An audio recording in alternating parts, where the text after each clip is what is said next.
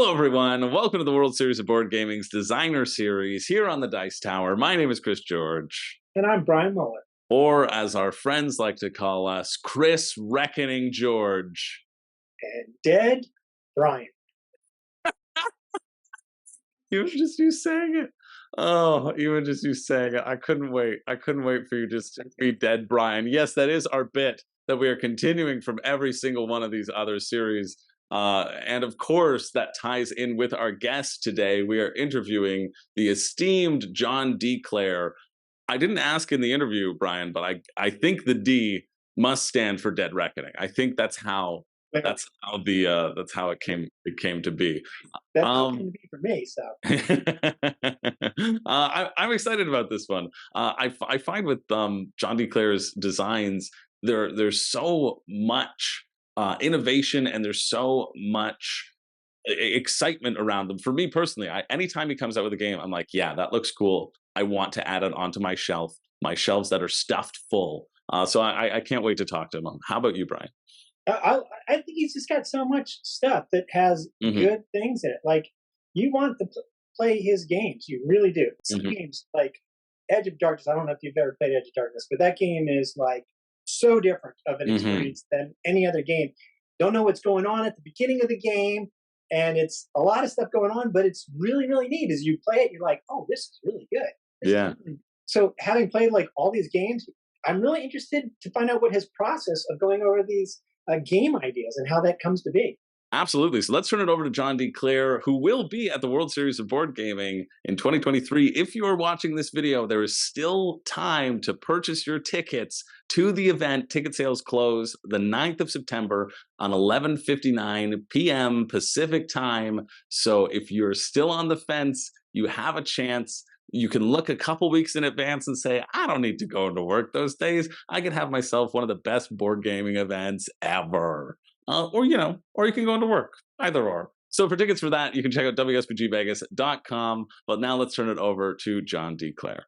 And we are joined now by esteemed designer, John D. Clair. Thank you so much for joining us, John. How are you doing today? I am great today. Thanks for having me join. Yeah. No, we're thrilled. We are thrilled to have you on the show as sort of a closing of this WSBG designer series for the year, or at least until after the event, because you're going to be at the event. People can come and play games with you, or perhaps against you in the tournament. Indeed. I'm looking forward to it. I'll have a small pile of prototypes with me there. When I'm not doing tournament specific stuff, I'm looking to find people who want to try new stuff. Yeah. When you're not crushing your competitors in your turn. What you're playing 7 Wonders, is that right? 7 Wonders is the main one that I'm doing. Yep. Nice. Cool. Yeah, the decision all the options were great. You guys have a really good selection of games to pick from there. And it was a mess of them that is great choices. 7 Wonders is one of my all-time favorites, and I was like, you know what? I've won a tournament of 7 Wonders in the past. There we go. So, why not? Who knows? Competitors better brush up. Yeah, that's right. We might see you with a ring, with one of those rings on your finger. That's cool. I'm excited about that. But I'm also excited to talk to you all about sort of design process and your design journey, because you've been in the industry for a long time now. I see your name popping up with just hit after hit. And I'd love to start these interviews with the question of, how did you get started? What made you want to start designing board games, for one, and how was that initial journey into the industry? Do you want to just give us an insight as to how you started and how your journey has been up until now? As many designers, it starts back when I was a kid. I was just sort of attracted to games from a really young age. I had a maze book called Monster Mazes by a guy named Dave Phillips that I just loved. It was almost like a gamified mazes. Cool. And I used to draw a lot of mazes as a kid. I probably tried my first dabble at board games when I was like 7 or something like that, trying to design a board game. It wasn't until I was 9 before I made a game that was actually like playably okay. But anyway, I was just interested in games as a kid. And then after I graduated college, I was like, you know what? I still have a lot of game ideas. I kind of want to see if I can get one published. Um, and the first game I ever published was Rumble Pie. Um, way back in I signed it in 2012. I guess it came out the next year. Yeah, on Um, BGG it says 2013. yeah, I was scooping through your credits before the yeah, interview. yeah. So way back then, it's like a kid's family real time card battle game.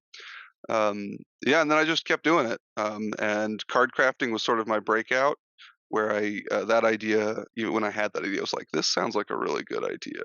Hmm. Um, and Mystic Veil sort of made me a little bit more meant I had a game that people recognized in the industry.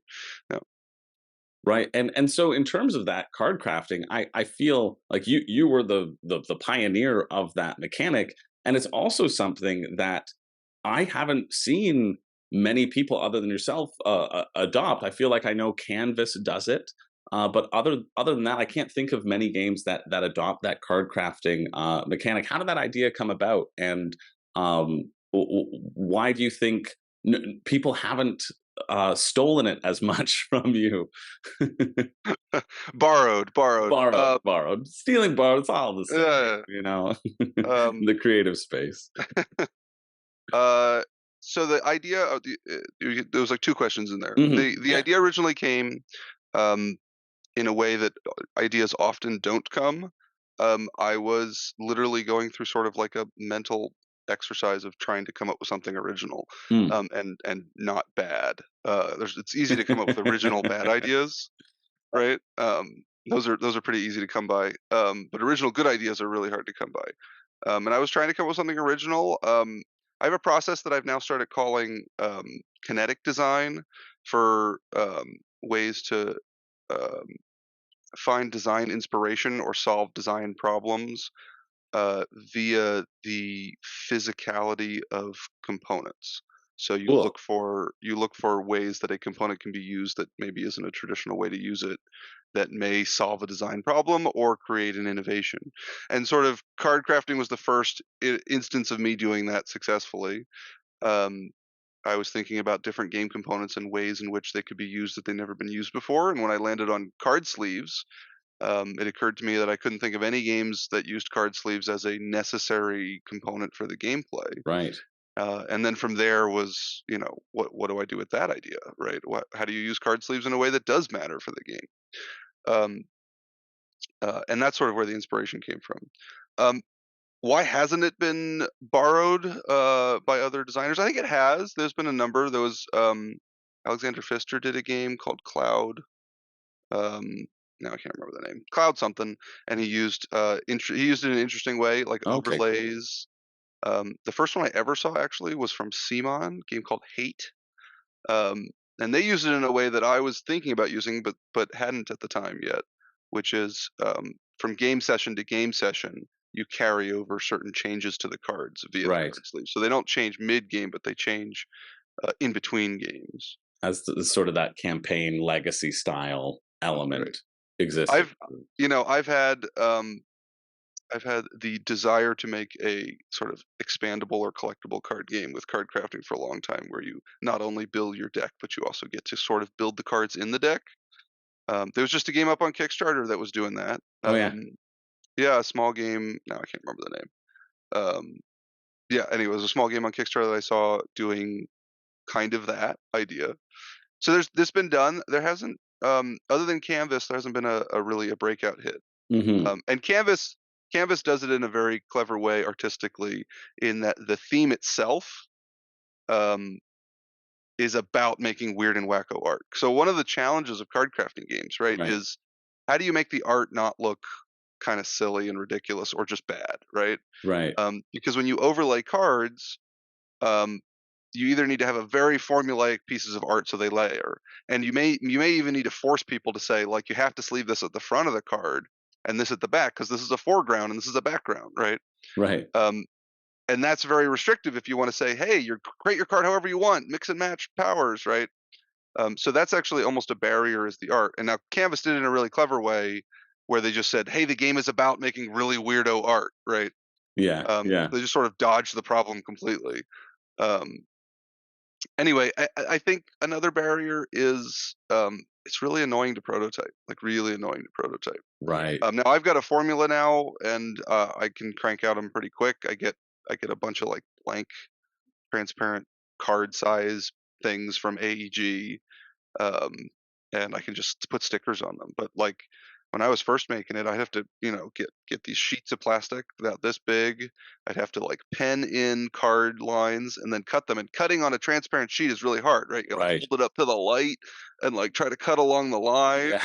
I think that's a big barrier to it. Anyway, Well, I won't ramble on too much about card crafting. hey, That's that cool. ramble away. This is what this interview series is all about. I think our audience is interesting, and especially you as like I'd say the preeminent card crafter designer Sure. out there, right? Like I feel like your knowledge base is naturally going to be so much more expansive than somebody who just tried it as a one-off. You know what I mean? Because Yeah, I like to say, like, I didn't invent card sleeves, and I didn't invent the idea of plastic, of transparent cards. Both of those existed. I was just the first person, as far as I'm aware, to put them together right, into a game mechanism. Yeah. cool. That's a that's a lot of effort to do that, and I imagine it takes a lot of persistence to stick through doing all that effort for something that you're maybe guessing is going to be good. How important do you think persistence plays as a role in game design? It's hard to quantify. It's extremely important. Uh, Potentially the most important early if you're a new designer. Um, uh, there's a lot of speed bumps and design problems that you learn as a designer who's done it for a long time to sort of get around and avoid. Right. So a lot of my designs now skip a bunch of the problems that they would have run into early on in my design career, right? And Yeah. they get to like a good playable game a lot faster. But even then, I get to a good playable game, and then I try for months to make it into a great game, and it just stays as like a good game, and I'm like, is this even worth bothering with, right? Um, uh, but early on, yeah, absolutely. Especially if you've got something um, really interesting and different, and then trying to make that into a good game is tough, and it takes a lot of persistence, right? One, you have to have the confidence that your idea is good. Um, And, I like to say you can be a little too stubborn about thinking your ideas are good, because sometimes your ideas aren't that good. Um, uh, I've been down that road before. I'm like, this sounds like a really cool game idea, and then I try for a while, and it just never turns. Like I was like, never turns into it. It's playable. It's okay. It's Yeah. fun-ish, right? But it's always hard to kill your darlings too, right? That you've That's a spent so much energy into it. it's a mindset, right? Of Yeah. that you get into as when you design a lot of games. I am not short on game ideas. I have more game ideas than I have time to work on. So when a game idea I thought sounded cool just isn't working, it's not hard for me to just move on to the next one, right? Right. Um, but back to the persistence, when you know there's an idea there, like card crafting, right? I went through quite a few game ideas and trashed a number on the way before I got to a game that I was like, oh, this is actually good. But I knew that For core Mystic idea. Vale specifically. Actually, it was Edge of Darkness was the first card crafting game that I got to that I was like, oh, this is good, and I should pitch this to publishers. Cool.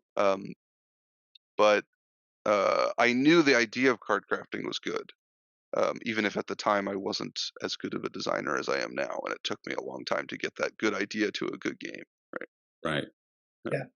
How did that? I played. I really enjoy Edge of Darkness, but it's more deeper. It's much deeper than Mystic Vale. How did that pitch process work when you were pitching that? Because Mystic Vale ended up coming out first, right? Mystic Vale did come out first. It's a much simpler, more straightforward game. So I pitched Edge of Darkness, and honestly, I could go down a rabbit hole on thoughts on Edge of Darkness as sort of a post-mortem now that we're 5 years out from when it was published. Let's Because go down the rabbit hole. that's right. There's some really cool ideas in that game. That game innovates in like multiple ways, not just card crafting. And one of the things I've learned is you have to be careful with the game design to do too much new stuff all at once. Um, so one of the advantages Mystic Vale has, really the only innovation in the game, was the card crafting. The way you build the deck, I guess, was like for a lot of people was new, but it wasn't. It wasn't my idea. Uh, a game called Flip City had done it before. It's kind of blackjack, right? Like keep drawing until you want to stop where you bust, Right. right? Um, but a lot of people hadn't played a deck builder like that before, I guess.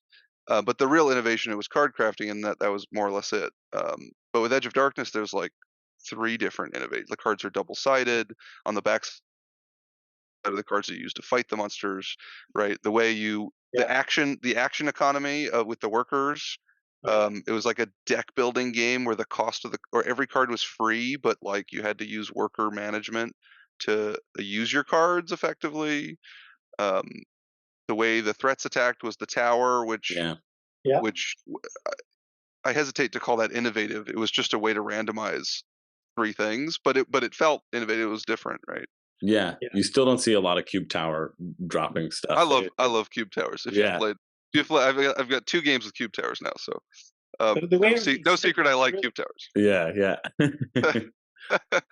um, so when I originally pitched Edge of Darkness, it was a much smaller game in size. The cards were all like 7 Wonder size, not Taro size. Mm. And they would go on small boards, not these big boards. The workers were just like little tiny meeples, not like miniatures.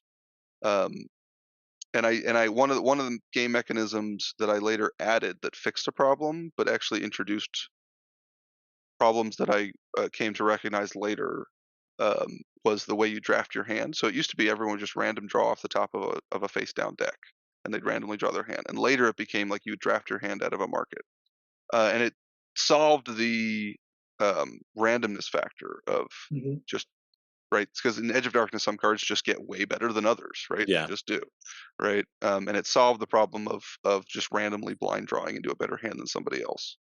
Um, but it slowed the game down a lot, right? And looking back, I wouldn't approach trying to solve that way anymore. I would take a different route with that. Anyway, so lots about Edge of Darkness. When I pitched it, it was a simpler, faster game than Mm. what it ended up being, which uh, part of that was I think we talked ourselves into Edge of Darkness being a big Kickstarter game Right. with miniatures and all, because at the time we were looking at Simon games and all these games that were doing really big on Kickstarter. Yeah. And the core of that game at its best, I think, was like a medium deck building worker placement experience. Um, and anyway, so I pitched Edge of Darkness originally to AEG, and then they decided, and then they were like, we really like this card crafting thing. We want to make more card crafting games. So if you have any more ideas, let us know. And we think, we'd like to follow up Edge of Darkness with a lighter game that's just about card crafting. It doesn't have all this other stuff going on. And it was shortly thereafter I had the idea for Mystic Vale, and I pitched that to them, and they're like, "Oh, yeah, okay. Edge of Darkness isn't far enough along the development process at this point. We're just going to do Mystic Vale first." Cool. No. I think that's always so fascinating in terms of the development time that happens, right? You talked about like, okay, I've got a game. It's not quite working. I'm going to set it aside. But I imagine there are some that you've returned to and have cracked those solutions. Do you often have multiple games going at the same time in which you're working on, or do you like to just pursue one sort of streamline one? Back in the day, it used to be one at a time. Yeah. No, I think my current count is like 16 games that I am either actively working on, will work on soon, or have worked on recently. You're going to give Reiner Knizia a run for his money. That includes like expansions, right? Like that's a space-based expansion in there. A Kibitos expansion, right? A Dead Reckoning expansion, a second edition for one of my games that I won't mention.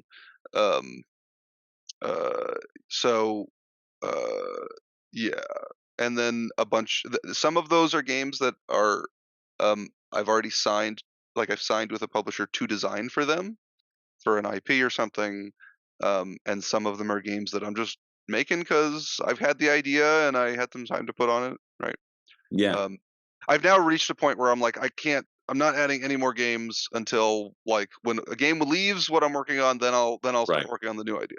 Which Yeah. of course isn't true because just a few weeks ago I started on a new game. But I was like, this is an idea. I want to make it. Um,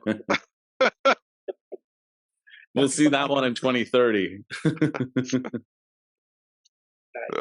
Well, we're jumping around a little bit. You mentioned IPs. I know you've got one coming out for The Last Kingdom. Mhm. That's been announced on it's on BGG. What would you say? We've talked to a few designers about this. What do you say the difference of designing for yourself versus designing for an IP? If you want to talk about the differences and the restrictions, and or what ways it opens you up creatively, if you find there's a difference of feel in that design process. Yeah, there's a difference of goal for sure. Mm, When so not many of my games start with theme. I usually I mentioned kinetic design. I'm often right. inspired by a game system.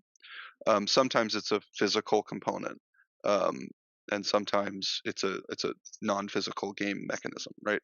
But I'm also often inspired that, and then I search for a game around it that would make sense, and then I search for a theme that would make sense with that game. That is often the route. It's not always the route.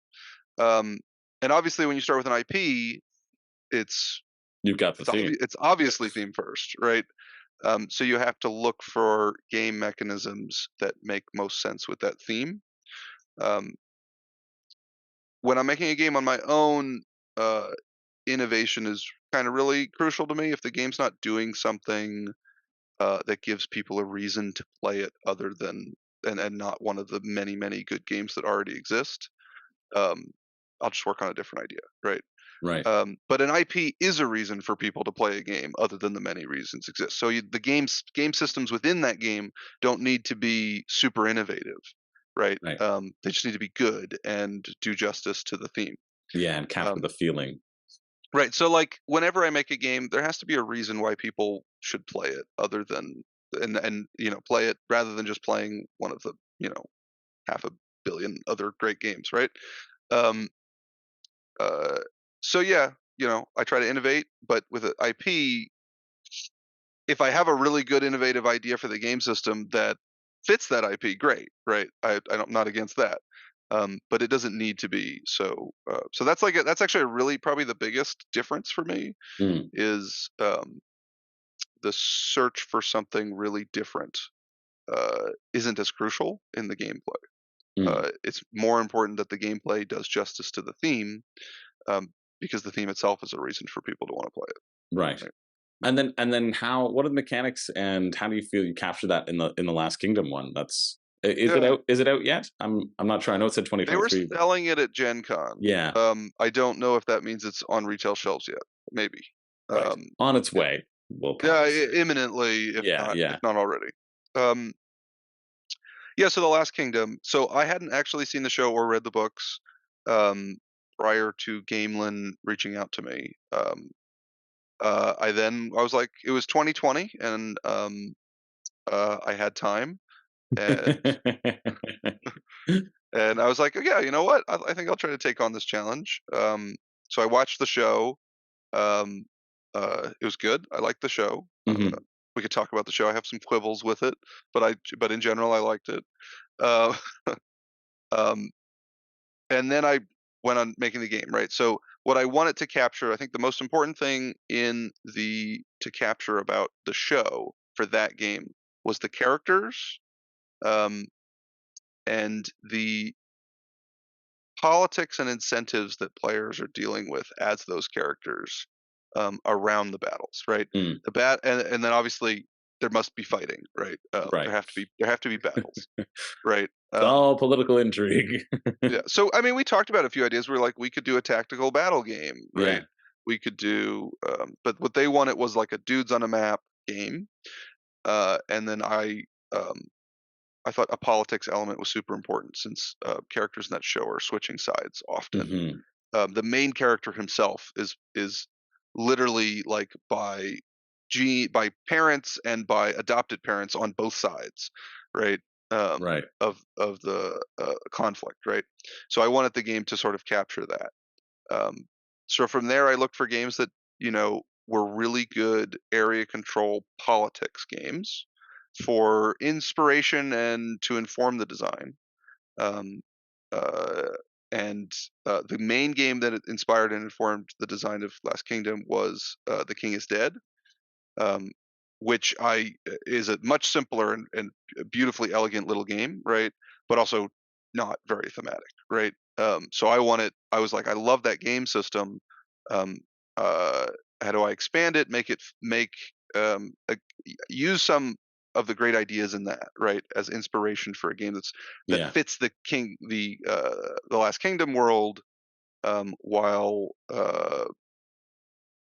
hitting all the characters and the story and the setting. And then the other inspiration for it was Blood Rage, which is a game I absolutely adore. For sort of the build progress of a Mm, two-step. In that game is a three-step, but in Last Kingdom it's a two-step draft. right.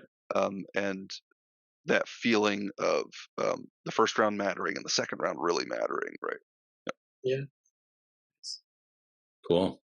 And so that was with Gameland Games, but a lot of your titles are signed by AEG, right? I'd say the majority of your titles, Almost all of them at all this point. almost all of them, right?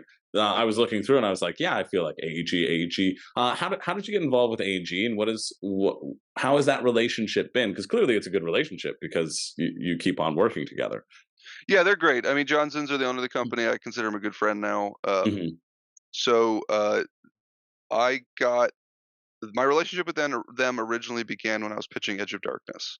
I pitched it to a number of publishers. Almost everyone I showed it to was either interested or thought it was really cool, but said it was too big of a project. Like they don't know Right. how to do the they weren't willing to go down the very difficult road of figuring out how to do plastic cards. Yeah. Yeah. Um, and AEG was one of three publishers that were interested in it, and they made what I considered the best offer, and I went with them. And then, like I said, then they were like, "We want to work on more card crafting games, and we want to work with you more." So I just sort of developed a relationship with them. I pitched the Mystic Vale, and then from there we went.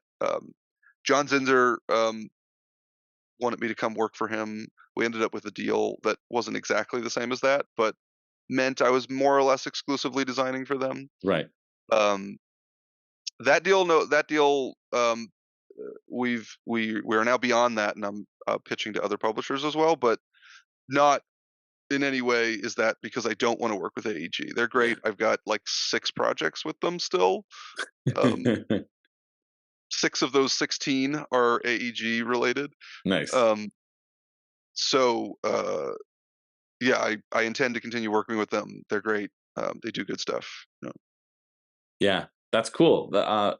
Did you feel like working with AEG and being kind of in that sort of like exclusive, almost like on the staff, sort of, right, in terms of that Yep. exclusivity, in terms of design? How did that sort of push your own development process as a designer, and what was their development process like? Because I know, talking to a lot of designers, you come in with an idea and then it's shaped and helped by the publishing team or the development team hmm behind it. I wonder if you can reflect on that a little bit. So AEG has gone through some interesting changes since I've worked with them. Right when I first signed Edge of Darkness, like half their business was L5R, Legend of the Five Rings, Right. right? And since then, they've sold Legend of the Five Rings, and they've become just a board game company, right? They Yeah. don't have any more. With a huge sort of expansive catalog too. Yeah, most of their history, they were known for making.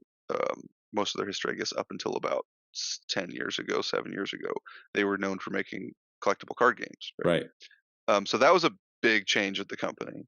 And they've gone through some other changes. When I pitched to them originally, they had an office out in Ontario, California. Now they're just purely a virtual company. Um, uh, Development wise, um, every game usually goes with a developer Right. at the company, and we from there they help. I will work with them to take the game to the finish line. Right. Um, uh, And you like being involved in that hands-on process I for sure. I really do. Yeah. I've had to become a little bit more selective about which games I'm as hands-on all the way through. Hmm. Some games I don't feel it's as necessary. Um, And when I'm working on this many games, I just can't be as closely in touch with every one of them all the way to For the finish sure. line. Yeah. Um, so I have to be a little bit more selective about which ones I think it's more important, or I'm just more interested in working closely on all the way to the finish line. Yeah. Yeah. Cool. I don't know if I fully answered your question there, but I'll Oh do yeah. Hey, it. we're just hanging out. We're just hanging Yeah. out, talking about board games, talking about the industry, and talking about all the John D. Clair titles that are Yeah. friggin' great. I love that idea of innovation, right? Because Yeah. I feel like I'm always looking for a unique game. I feel like as gamers, we have generally large shelves, and it takes a lot to get a new game onto that shelf, right? And having a unique mechanic coming about is for sure a reason for that. And I love just how widely varied I feel like your experimentation with mechanics comes. One game that I'm so desperate and excited to try because I've heard nothing but great things is Rolling Heights, and I can imagine that that is a direct result of your kinetic design philosophy. Just Yeah, that game has two aspects of kinetic design in it. yeah, Yeah. The rolling of the meeples was an idea I've had for a long time. I'm a bits fiddler, so when I'm playing with games, I'm just kind of fiddling with stuff. yeah, So anytime I'm playing a worker placement game where I've got meeples, I'm just kind of like rolling them all game long. I'm like, this is definitely a game here, right? It's not going to be that different than dice, but it's meaningfully different. And actually, as I worked on the game, became evident the ways in which it's actually meaningfully different than rolling dice. yeah, Um, so I'd always sort of had that idea, and then a good friend of mine, a local designer here in LA, he started working on a meeple rolling game, and I was like, oh, that's like I've been I love this. I've been thinking about this idea for a long time. So that put it sort of like back top and back like front and center for me. yeah, Right around like, and only a couple months before I had the idea, which was used in Cubitos for pushing your luck with mostly blank dice, hmm, right? Where you roll all of your dice and only one or two sides on most dice actually have anything, but you roll a lot all at once, right? And whatever one's hit, you set aside, and then you can push your luck. And as long as you hit something, you don't bust, right? And I was like, that's a really cool push your luck system for rolling lots of stuff. People yeah. like rolling lots of stuff. I like People rolling lots do. of I do as stuff, right? well. And then I was like, wait a second, meeple rolling. Maybe that works with meeple rolling. And then the second aspect of it was I just had like, I don't know why I had a bunch. Oh, that's right. It was the exact same thing. So when I was making um, a prototype using sort of the Cubitos system, um, I was using 10 millimeter cubes, and I would just stick like a little sticker on one side of them for the effect, right? And I just had like a pile of like 14 of these cubes on my desk with like one sticker on them. And I don't remember what I was doing, but I was fiddling with the cubes and just stacking them, and building little like skyscrapers with them. And I was like, huh, that's actually kind of cool, right? Maybe that should be a game system. And then like both of those ideas were right around the same time. I was like, maybe the game should be meeples rolling in order to build skyscrapers. Um, yeah, that's Yeah. that's where a lot of inspiration comes for me, just like fiddling with bits and thinking about how they can be used Yeah. physically. Yeah. That's pretty crazy.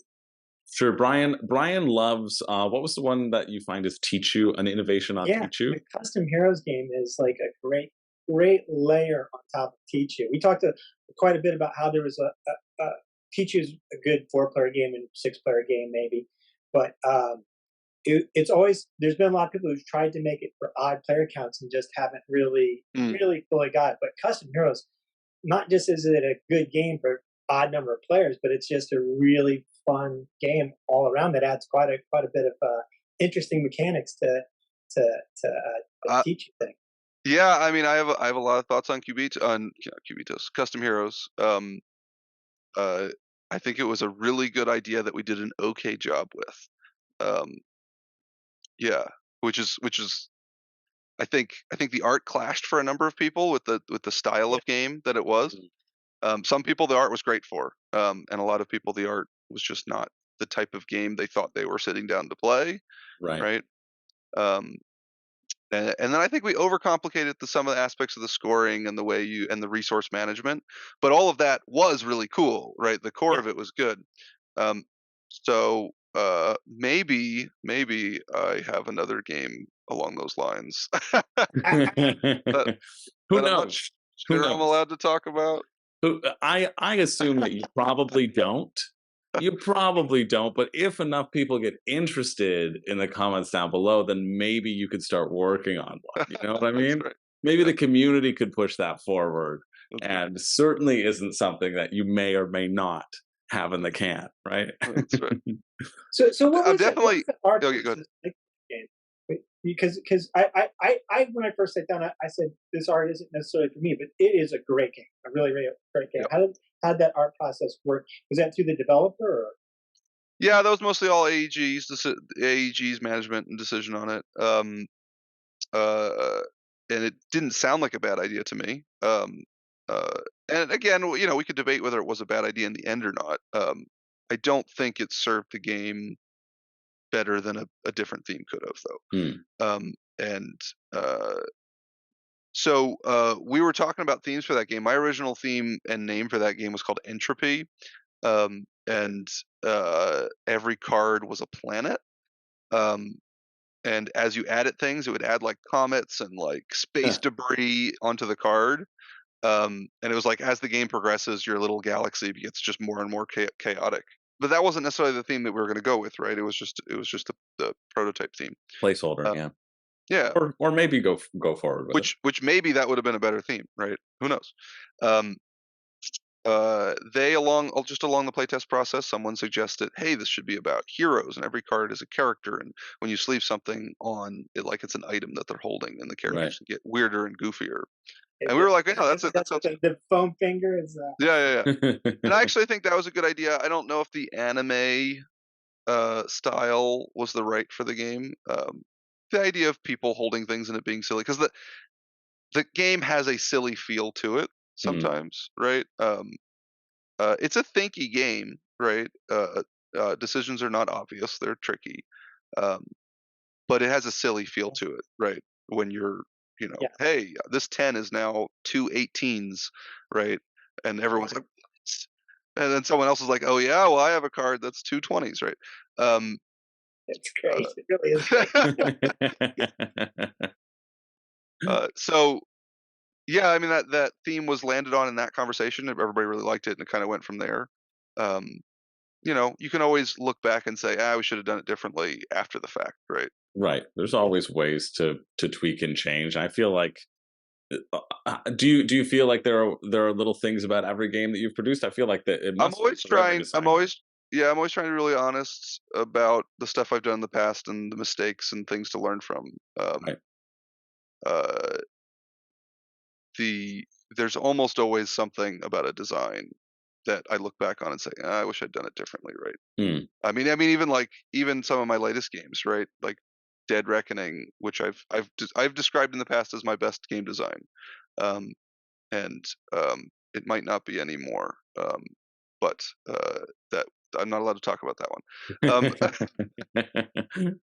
But I think Dead Reckoning is super good on a lot of levels, and I look back on it, and I'm like, there's a handful of like little things I wish I'd changed. Right? mm, There's just some little rules that could have been more streamlined. There's a few ways, given the chance to redesign, I'd probably make 7% changes, right? Um, but that's true of just about every game, right? right. Even the Yeah. ones that I look back on, I'm like, that's a really good game. I'm really proud of that design. But that's the process. I'm trying to find ways to improve and learn And from get my better own, and own You're things. doing a great job. You have yeah. a lot of really good games. One of the games that I really love is a game we played out at World Series of Board Gaming. I got to play with Tom Basil, who also plays Cosmic Encounter with him. But forget that game. Ready, set, bet, man. That game is so much fun. So much fun. Tell us a little bit about that one. Oh man, Ready Set Bet is a weird game. So I had long had the idea, um, and I feel like I got jumped by. I'm working on so much stuff. I got jumped by some other designs, like Challengers, right? Like Challengers is essentially the game I wanted to design 5 years ago, right? If the high level description of it, Right. shaking all over the place. I'd had the idea for making a tournament in a box game before auto battlers were like a thing, like Right. at all, right? Before team fight tactics, or any of that stuff. I was like, it'd be really cool if you had a game where the game was about building a little deck that then you did little mini game battles against other people, and then modified your deck in between games. And I was like, I want to work on that at some point, and then I just hadn't gotten to it. And then it became a really popular genre. Uh, uh, but the idea of a 0-player game, um, uh, which was sort of at the core of that. So that idea was like you Yeah. make decisions around how to build your deck, but then when your deck plays, it just plays itself, right? And that's sort of a 0-player game, right? It's Yeah. 2 decks playing against each other, but there's no players. Um, and I like the idea of that. I sort of see Camel Up as the most closest game to Ready Set Bet, and Camel Up is essentially a 0-player race going on, right? The camels are just racing, and we're just trying to make strategic decisions around how to make money off the race, right? Yeah. So I'd had that idea, and then I was talking with Alex Haig from CMYK Games, and we were bouncing ideas around 0-player games. We ended up on a bit of a different path, and then but a similar idea, good sort of brainstorming around 0-player games, and then it's back to fiddling again. Uh, a really stupid thing I used to do as a kid all the time, because I just like dice odds. They're just kind of fun. I would have 2d6s and I would just roll them repeatedly and mark how many I'd rolled of each different number, and then just see which number gets rolled 11 times first, right? Yeah. And it's remarkably not 7 a lot of the times, Right. right? It's sometimes it's 5, right? Every now and then it's 10, right? And you're just like, wow, that seems crazy. And obviously, the longer you roll, the eventually 7 ends up winning, right? But if you have the right length of race, like the unpredictability of small sample sizes makes for really interesting results potentially. Right. And then so with those sort of 0-player ideas in my brain, I found an old sheet of paper of those me just writing notes of dice rolls, and I was like, huh, maybe that could be the 0-player game. It's literally just dice rolling, and you just track how many rolls, which number's been rolled the most, and that's the game, Right. and then you just bet on that. And then of course I was like, well, how do I turn that into an interesting decision space, right? Like Camel Up does it in turn-based, and on your turn you can either progress the race forward and get a small payout, or you can make a bet. And it occurred to me, well, maybe it should be real time. Maybe the race would be really exciting if it's just going in the background, and you just have to decide what you think is likely to happen at any point during the race, right? Yeah. Yeah. I think that's why so many people just enjoy being the caller as well. I know. I really enjoy it. Yeah, Yeah. you did a big game at Dice Tower West, wasn't it? I did. Yeah. Yeah. Just calling it out where everybody can be throwing. I didn't do the calling that game. They didn't ask me to do it. I would have done it. But I taught the game to nice. 80 people at once, and helped facilitate the game. Yeah. From 0 to 80. I assume that idea of that rolling the dice and the probabilities, and that probably informed a Space Base as well. Yes. Yeah. So the inspiration for Space Base came from a different place than than a lot of inspiration. That's not entirely true. I've had a few games inspired this way, like Ecos. So Space Base was inspired by almost really liking Machikoro. And it's no knock on Machikoro. Machikoro is a great game, and lighter than Space Base, right? Like, my parents still don't understand Space Base, but they can play Machikoro, right? Yeah. But Machikoro always frustrated me playing it, because I really liked a lot of it. And one night after playing it, I was just lying in bed thinking of what would I do? What would I change, right? How would I make it a game that I would like? And then I was like, wait a second, maybe there's just a game there that I should make.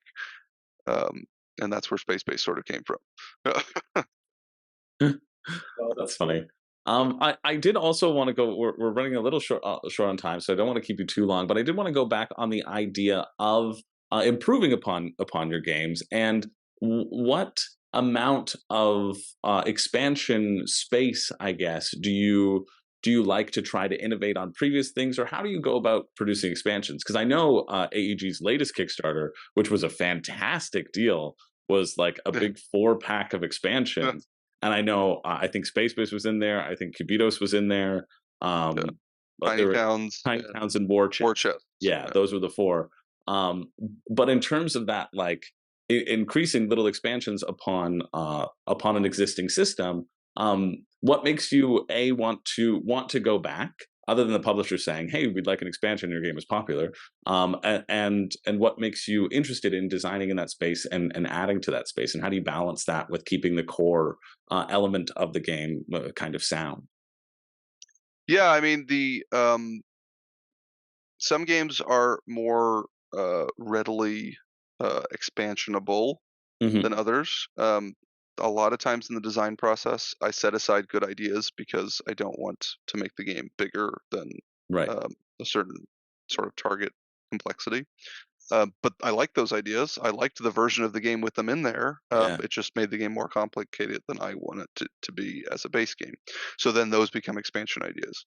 Um, if those ideas exist, I'm kind of like, I want to make an expansion for this game, right? Right. Um, and if they don't, then if I haven't landed on those ideas and I think the core game was pretty good, then and if the publisher then comes and says, "Hey, we want an expansion for it," then it's like, okay, all right, let's think about what ways we could introduce a new path to victory Mm.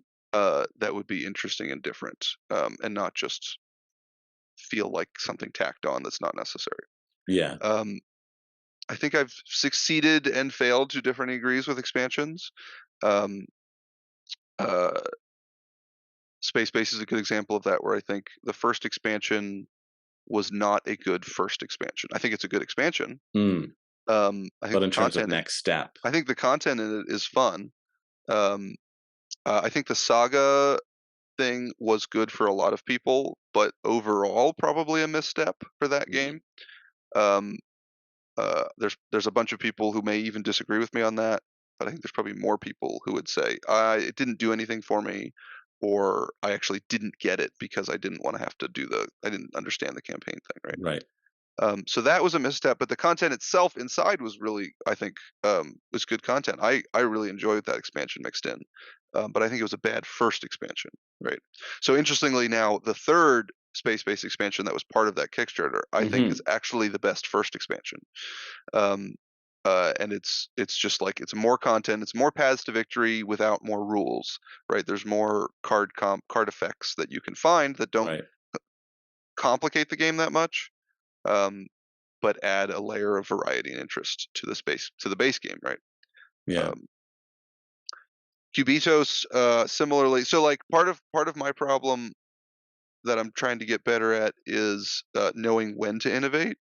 So like in Cubitos with the first draft of the expansion for that, I tried to do something innovative and different with it. I tried to make it add a new game system to it, and it just wasn't that good.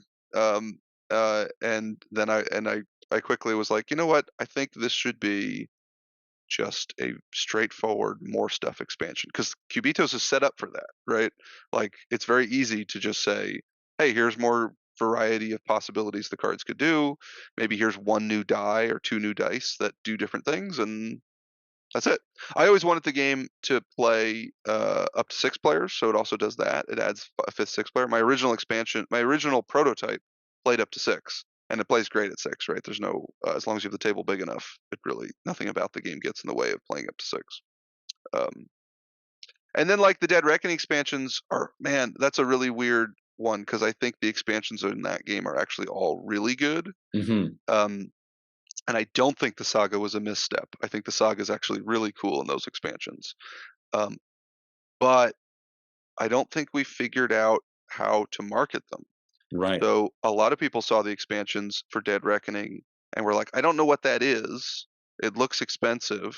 And I do think they I wish they could have gotten a lower price on it, but Yeah.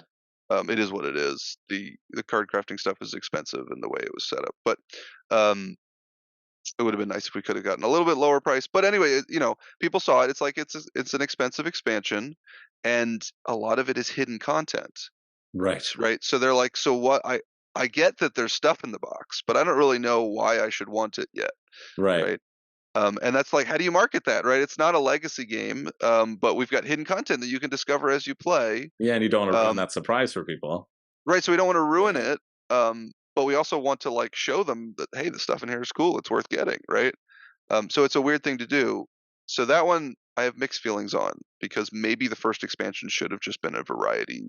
Hey, more like, so our fourth expansion for Dead Reckoning, which we'll have next year, on Kickstarter, is maybe should have been the first expansion, right? It's like, here's unique ships and more island variety and more advancement variety, right? And it's just like, mix it in and go. It's just a lot more. It has an alternate set of ability cards for the decks, right? Oh, cool. That maybe should have been the first expansion, but I have no regrets about the other expansions. Right. I think they're all actually really good, right?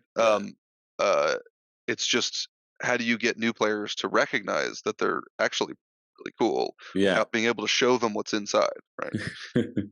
It's hey, we'll just take your word for it. I think that's right. Everybody who's watching should go out and get every single expansion for Dead Reckoning and the base game if you don't have it. Only if you play Dead Reckoning a lot. Yeah.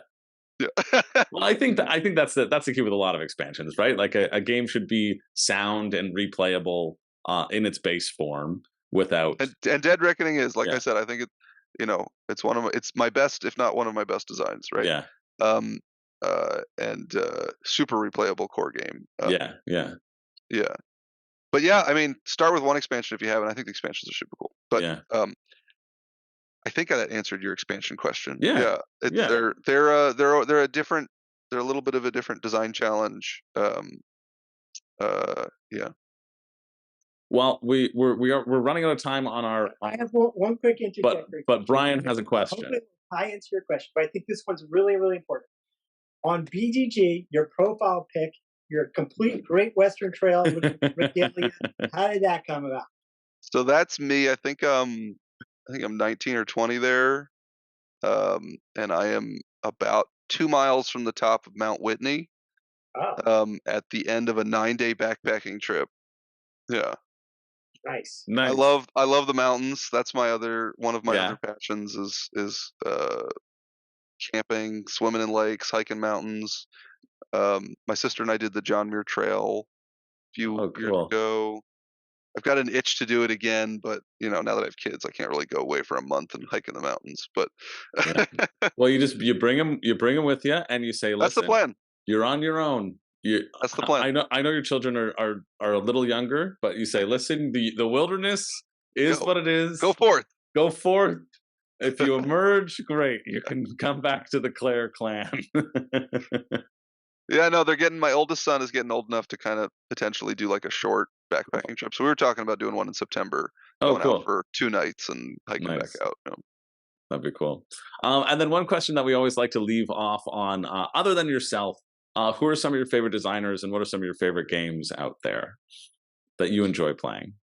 The list is so long. I like, man. It's a tough question. I know it is. Speaking as like a gamer, that's one of the toughest questions to throw. Favorite designers. The list is long. So I'll just name the one favorite designer who's probably was the most informative for me as a designer, which would be Richard Garfield. With specifically Magic the Gathering. Growing up was a game that informed a lot of my sort of ambitions for game design.